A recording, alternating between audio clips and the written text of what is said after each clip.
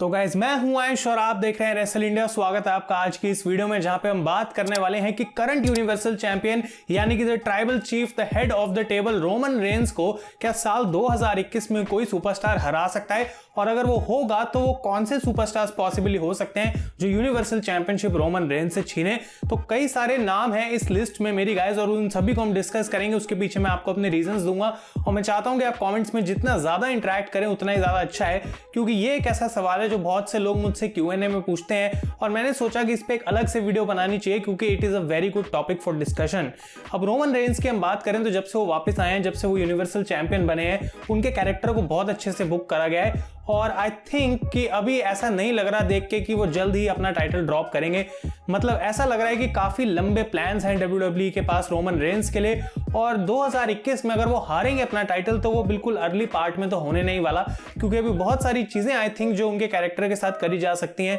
जिसकी तरफ WWE ने अभी देखा भी नहीं है। अब रेसलमेनिया 37 के रोमन रेंस के अपोनेंट की हम बात करें तो काफी समय से रूमर्स आ रहे थे कि द रॉक वर्सेस रोमन हो सकता है, लेकिन जो लेटेस्ट रिपोर्ट्स हैं वो बताती हैं कि शायद अब वो मैच कैंसिल हो चुका है और WWE उस तरफ अब नहीं जा रही, किसी नई डायरेक्शन में जाएगी। तो आखिर रोमन का अपोनेंट होगा कौन? और ये जो वीडियो हम यहाँ पे सिर्फ इतना नहीं बात कर रहे कि रेसलमेनिया में कौन रोमन को हराएगा, मैं पूरे साल 2021 की बात कर रहा हूं कि आखिर कौन रोमन को हरा सकता है, और ना ही सिर्फ टाइटल के लिए बल्कि जनरली भी इन अ मैच की कौन रोमन को इस समय पिन कर सकता है। और हम अपनी लिस्ट को स्टार्ट करते हैं गाइस, और जो सबसे पहला नाम यहाँ पे आता है वो है डैनियल ब्रायन का। अब डैनियल ब्रायन हम जानते हैं हिस्ट्री के हिसाब से कि भाई इतने कमाल के बेबी फेस बन सकते हैं कि अगर उनको सही से बुक करा जाए तो वो किसी भी बड़े से बड़े हील को हराएंगे और वो बिलीवेबल फील होगा। तो डेफिनेटली गाइस डैनियल ब्रायन एक ऐसा नाम है जो रोमन रेंस को इस साल में हरा सकता है और उनसे टाइटल भी छीन सकता है, लेकिन उसके लिए WWE को ब्रायन को बहुत ज्यादा अच्छे से बुक करना पड़ेगा। और थोड़े समय पहले हमें हिंट्स भी मिल रहे थे कि शायद ब्रायन और रोमन का मैच हो सकता है रॉयल रंबल में,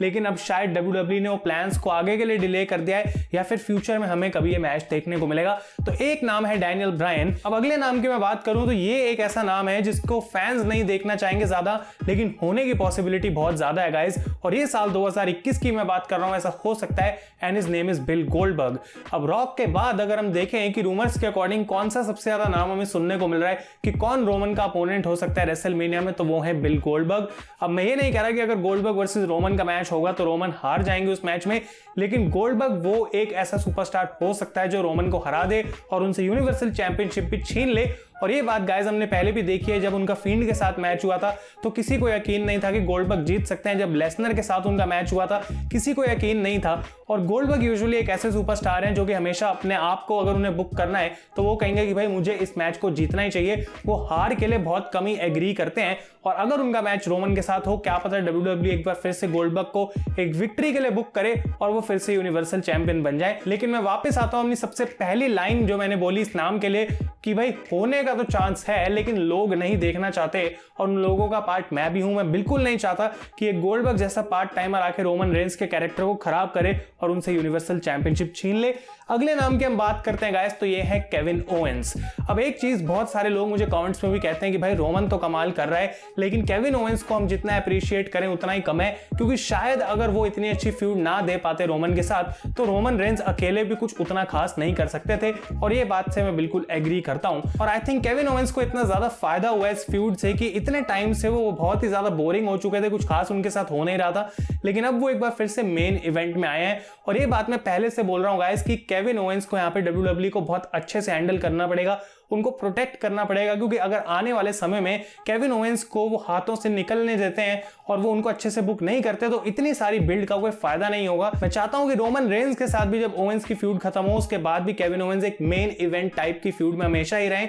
और वो डिजर्व भी करते हैं। लेकिन क्या केविन ओवेंस रोमन को इस साल हरा सकते हैं? मुझे लगता है कि इस फ्यूड के अंदर तो ऐसा हमें देखने को नहीं मिलेगा, लेकिन डाउन द एंड अगर ये दोनों एक बार फिर से फ्यूड करते हैं और अगर केविन ओवेंस को WWE as a amazing babyface book करती है गाइस, तो शायद पॉसिबिलिटी बन सकती है कि केविन ओवेंस ही वो सुपरस्टार हो एक बार फिर से जो घूम फिर के पूरा सर्कल कंप्लीट करेंगे और रोमन रेंस को यूनिवर्सल चैंपियनशिप के लिए हरा सकते हैं। अगला नाम जो मेरा लिस्ट में आता है ये गाइस थोड़ा सा डिबेटेबल है और लोग सुनते ही कहेंगे भाई ये पॉसिबल नहीं है, और ये है नाम बिग ई का। अब आई नो कि विंस मैकमैन बिग ई के पीछे इस समय बहुत ज्यादा पॉजिटिव है और इसी वजह से उनको इंटरकॉन्टिनेंटल चैंपियनशिप दी गई है, इसी वजह से उनको इतना बड़ा पुश मिल रहा है और फाइनली WWE ने इतने सालों बाद डिसाइड करा कि न्यू डे को हमें स्प्लिट करना है सिर्फ इसी वजह से क्योंकि बिग ई को विंस मैकमैन पुश करना चाहते हैं। अब अगर हम साल 2020 की बात करें, ड्रू मैकिंटायर एक ऐसा इंसान था गाइस जो, अगर मैं आपको कहता रॉयल रंबल से 3-4 महीने पहले कि ये बंदा जो है अगले साल बेस्ट बन जाएगा WWE में और इतना कमाल का चैंपियन बनेगा, तो शायद आप लोग एग्री नहीं करते। लेकिन क्या बिग ई भी उसी तरह की फेज में नहीं है फिलहाल जैसे ड्रू मैकिंटायर थे 1 साल पहले? तो और नए स्टार्स बनाने का ये मौका है। तो क्या बिग ई अपने आप को प्रूव कर सकते हैं कि उतने हाई लेवल पे भी वो परफॉर्म करें तो लोग उनको देखना चाहेंगे? आई थिंक कि शायद ऐसा हो सकता है, लेकिन फिर बात घूम फिर के आती है विंस मैकमैन के ऊपर। क्या वो बिग ई में इतनी फेथ रखते हैं कि वो उनको यूनिवर्सल चैंपियनशिप तक का पुश दें जैसे उन्होंने कोफी किंगस्टन को दिया था WWE चैंपियनशिप का? क्या बिग ई को भी लोग उसी तरीके से सपोर्ट करेंगे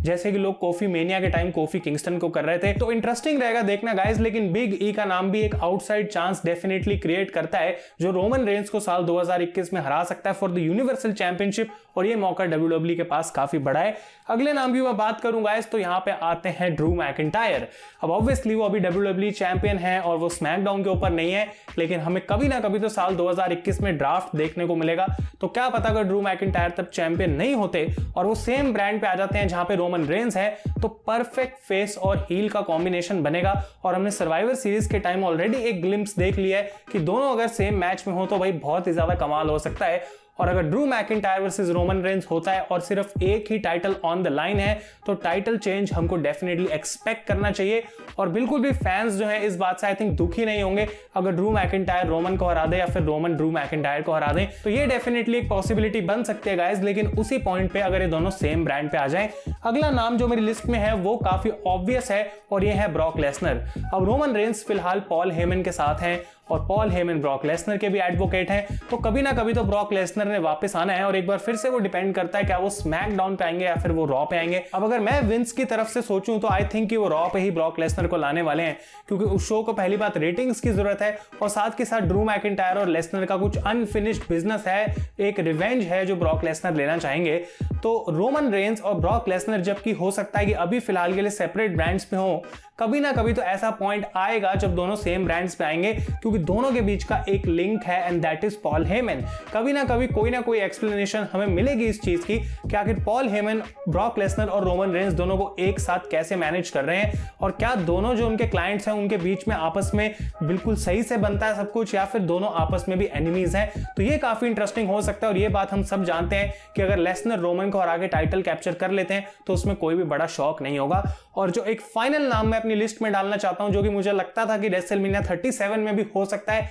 दैट इज द रॉक। अब the rock versus Roman Reigns का मैच लास्ट रेसलमेनिया के लिए भी बोला जा रहा था, इस रेसलमेनिया के लिए भी बोला जा रहा था क्योंकि हॉलीवुड में होने वाली थी। अब हमको पता भी नहीं है कि रेसलमेनिया होगी क्या हॉलीवुड वाली थीम WWE कंटिन्यू रखने वाली है, क्योंकि अगर ऐसा होता तो रॉक का आना परफेक्ट जो है वो मैच बनता और रोमन रेंस की जो फैमिली वाली फ्यूड चल रही है उसके साथ रॉक अपने आप ही मिक्स हो जाते हैं। लेकिन गाइज अगर ये मैच नहीं हो पाता, आई डोंट थिंक कि WWE इस मैच को हमेशा के लिए ड्रॉप कर रही है। जब भी फैंस वापस आएंगे, जब भी चीजें नॉर्मल हो जाएंगी, हो सकता है गाइज अगली रेसलमेनिया में या समर स्लैम जैसे किसी पेपर व्यू में भी हमें रॉक वर्सेस रोमन रेंस का मैच देखने को मिले। अब ये नाम 2021 में ये चीज पॉसिबल करेगा कि नहीं आई डोंट नो, लेकिन रॉक डेफिनेटली एक नाम बन सकता है जो रोमन को हरा के टाइटल जीते, इस वजह से क्योंकि शायद उनकी फैमिली में WWE में रॉक से ऊपर कोई है नहीं। मतलब अगर रोमन रेंस रॉक को भी हरा देते हैं तो भाई उसके बाद समोवन फैमिली में प्रूव हो जाता है कि रोमन से ऊपर कोई भी नहीं है। और अगर रॉक वर्सेस रोमन रेंस का मैच होगा वो इस वजह से काफी ज्यादा एक्साइटिंग हो जाएगा।